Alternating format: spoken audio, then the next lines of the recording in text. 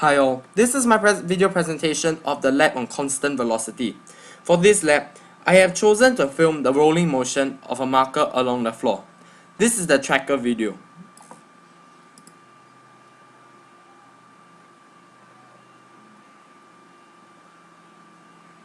I have chosen to use a marker as well. It's cylindrical, so the center of mass is easier to track. Through tracker, I was able to obtain experimental data, and I was able to plot a line graph with the x-axis representing time and the y-axis representing displacement. The graph shows a negative gradient, which tells us that the velocity is negative, which holds true as, well, the object moved from right to left. Also, by utilizing the line of best fit, it could also be seen that the velocity is somewhat negative. Right here, this is the computer model which I have constructed based on the experimental data. Right here. By inputting the basis for Newton's second law, the model simulation exactly emulates the movement of the actual object. Now here, comparing the two graphs from VPython and Tracker, we can see that they are roughly similar, showing that the data is accurate to some extent. We will further analyze these graphs by superimposing them one over the other. Here, I superimpose the two graphs by means of a spreadsheet. As you can see, there is a distinct difference. The experimental data is deviating away from the model data. This clearly shows that my model isn't exactly ideal for predicting motion. There are some possible reasons for this deviation. One limitation is due to friction. The friction could have affected velocity, causing it to slow down minimally.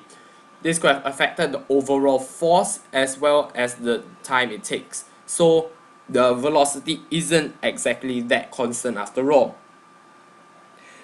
Another reason is due to random error due to slight movement of the ink in the marker. This probably causes the center of mass of the marker to shift, causing the movement of the marker to deviate away from what was supposed to be a straight line. This probably caused the velocity of the marker to slow down slightly. Other sources of random error could be due to initial acceleration. But, well, overall, both my graphs show a net negative gradient, which shows that the marker did indeed move in a somewhat constant velocity. One way this experiment could be improved would be by trying to minimize the amount of friction. Maybe I could have done it not on the floor, maybe on a smooth surface like a plastic sheet, for example. Or I could always use a more uniform object, as the ink in the marker could slosh around and affect the center of mass. A spherical object or a uniform cylindrical object would be ideal for such a situation. But in physics, most things are under theoretical calculations and exist in an ideal situation, whereas in real life there will be sources of error in experiments. So despite these problems in the experiment, there's still a net positive in showing that this experiment did indeed work, by showing that the graphs do show a clear net negative gradient, which shows that the velocity was downwards. And because of this line of best fit, we could also see that the experimental position was also somewhat constant.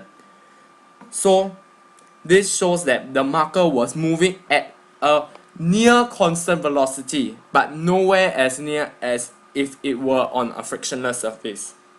Thanks for watching.